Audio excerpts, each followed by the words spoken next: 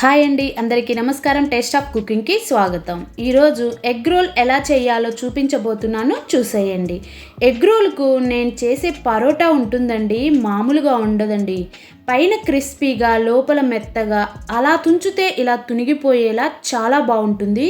ఇది Calcutta famous food అండి. మనం బజ్జీలు ఎలా తింటామో వెస్ట్ బెంగాల్ వాళ్ళు ఎగ్ రోల్ అలా తింటారండి. ఎలా తయారు చేయాలో చూసేద్దాం. ఇప్పుడు ఒక 3 కప్పుల మైదా పిండి అండి, 400 గ్రామ్స్ ఉంది.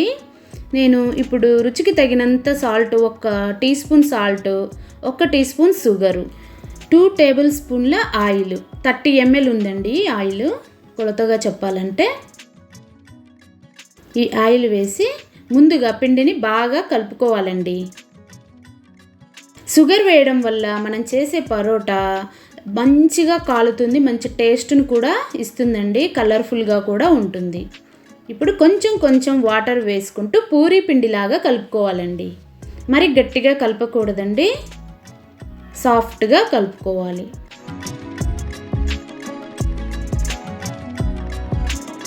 ఇప్పుడు కొంచెం ఆయిల్ వేసి మళ్ళీ ఒక్కసారి ఈ విధంగా పిండిని మర్దన చేసుకుంటూ కలపాలండి. నేను వీడియోలో చూపించిన విధంగా ఈ విధంగా పిండిని కలుపుకుంటే తొందరగా సాఫ్ట్గా అవుతుందండి. ఈ విధంగా కలుపుకోండి. ఈ విధంగా మధ్యలో కొంచెం ఆయిల్ వేసి నేను ఈ విధంగా కలుపుతున్నాను. చూడండి పిండి ఎంత చక్కగా వస్తుందో. ఈ విధంగా కలిపితే మనము తొందరగా ఎప్పుడైనా ఫాస్ట్గా చేసుకోవాలి అనుకుంటే ఈ విధంగా కొద్దిసేపు మనం పిండిని పిసికామంటే మనం చేసే పూరీ కానీ, చపాతీలు కానీ, ఈ విధంగా పరోటా చేసుకున్న చాలా స్మూత్గా చాలా బాగుంటాయండి. ఈక్వల్గా బాల్స్ చేస్తున్నాను, ఈ విధంగా చేసుకోండి.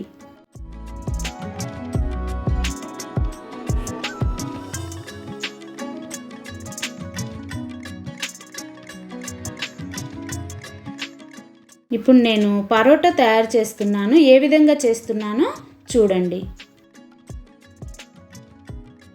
ఇప్పుడు ఈ విధంగా పిండిని ఒత్తుకున్న తర్వాత కొంచెం ఆయిల్, కొంచెం మైదా పిండి వేసి స్ప్రెడ్ చేసి ఈ విధంగా చుట్టుకున్నానండి. వీడియోలో చూపించిన విధంగా ఈ విధంగా చేసుకొని మళ్ళీ ఒక్కసారి రోల్ చేయాలండి.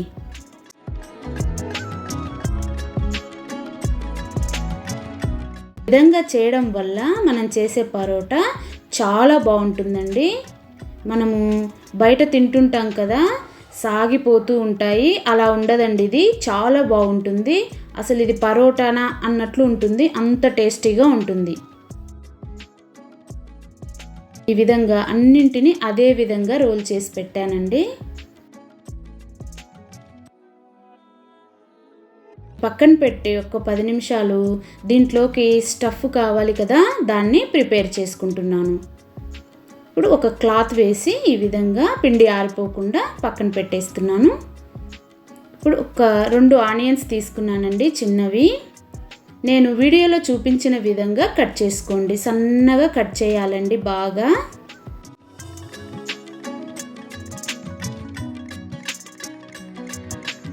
కీరాని కూడా ఏ విధంగా కట్ చేస్తున్నానో చూడండి. కీరాని మధ్యలో ఉండే ఆ జ్యూస్ రాకుండా గింజలు నీట్గా కట్ చేసుకోవాలండి. అప్పుడు చాలా టేస్టీగా ఉంటుంది, పరోటా మెత్తబడకుండా చాలా బాగుంటుంది. ఈ విధంగా కట్ చేసుకోండి. వాటర్ ఉందంటే తొందరగా మెత్తగా అయిపోతుందండి లోపల పరోటా, అందుకని కీర ఆ విధంగా కట్ చేశాను. ఇప్పుడు ఒక లెమన్లో 4వ భాగం నిమ్మకాయ తీసుకుని వీటిలో రసం పిండి ఈ విధంగా కలుపుకున్నాను. ఎక్కువ అవసరం లేదండి, ఒక 10 డ్రాప్స్ లెమన్ జ్యూస్ అయితే సరిపోతుంది. ఇప్పుడు పరోటాని తయారు చేస్తున్నాను.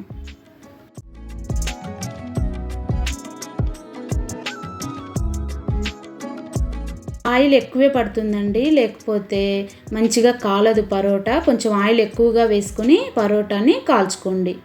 చూడండి, షుగర్ వేస్తే ఈ విధంగా కలర్ వస్తుందండి, చాలా టేస్టీగా కూడా ఉంటుంది. ఇప్పుడు ఒక ఎగ్ని వేసి కొంచెం ఉప్పు, కారం వేసానండి, దానికి తగినంత, రుచికి తగినంతగా వేసాను. ఎగ్గు సప్పగా ఉండకుండా 1 చిటికెడు ఉప్పు, 1 చిటికెడు కారం వేసి ఈ విధంగా స్పూన్తో బాగా మెల్ట్ చేయాలండి. ఇప్పుడు 1 స్పూన్ ఆయిల్ వేసాను దాని మీద. ఇప్పుడు తిరిగేసుకుంటున్నాను.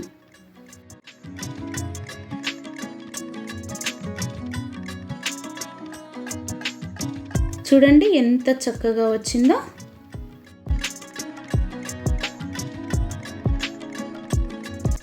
ఇదే విధంగా అన్ని పరోటాలను తయారు చేసుకొని దాంట్లో స్టఫ్ పెట్టి రోల్ చేసుకుందాం. ఇప్పుడు కొంచెం ఆనియన్స్ వేసుకోవాలండి, కొన్ని కీరా ముక్కలు, కొంచెం మిరియాల పొడి అండి. ఇంకొంచెం స్పైసీగా కావాలంటే పచ్చిమిర్చి ముక్కలు 4 వేసుకుంటే సన్నగా తరిగి బాగుంటుందండి. ఇది టమోటా కచపు 1 స్పూన్ వేసానండి. ఇది రెడ్ చిల్లీ సాస్ అండి. ఇప్పుడు రోల్ చుడుతున్నాను, చూడండి, జాగ్రత్తగా చూడండి.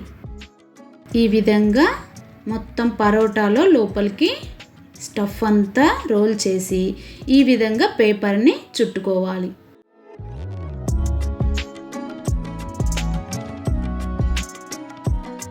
ఆ సాస్ ఆ స్టఫ్ బయటికి రాకుండా పేపర్ని ఆ విధంగా మడుచుకోవాలి. మన తెలుగు వాళ్ళకి కొంచెం స్పైసీగా ఉంటే బాగుంటుంది కదా. మీరు కావాలంటే సన్నగా పచ్చిమిర్చి తరిగి 4-5 ముక్కలు ఒక్కొక్క పరోటాకు పట్టేలాగా వేసుకుంటే ఇంకా రుచిగా ఉంటుందండి. వీలైతే వేసుకోండి. నేను పిల్లలు తింటారో తినరో అని కొంచెం మిరియాల పొడి చల్లాను. ఈ విధంగా కొంచెం మిరియాల పొడి చల్లి 1 spoon tomato ketchup, 1 spoon red chilli sauce వేసుకుంటే టేస్ట్ అద్దిరిపోద్దండి, చాలా బాగుంటుంది. ఈ విధంగా చేసుకోండి. ఎగ్ రోల్ చుట్టడం అయితే కన్ఫ్యూజ్ అవ్వకుండా నిదానంగా చూడండి. ఇవి వేడి వేడిగా తినాలండి, అప్పుడు రుచిగా ఉంటాయి. మా ఇంట్లో అయితే ఒక పక్కన చేస్తుంటే మరోవైపు తింటూ ఉంటారండి. ఇక నా వంతు వచ్చినప్పుడు ఆ పరోటాలు రోల్ చేసి పెడితే మా హస్బెండ్ పరోటా కాల్చి రోల్ చేసి ఇస్తాడండి. నేను కూడా వేడి వేడిగా తినేస్తాను.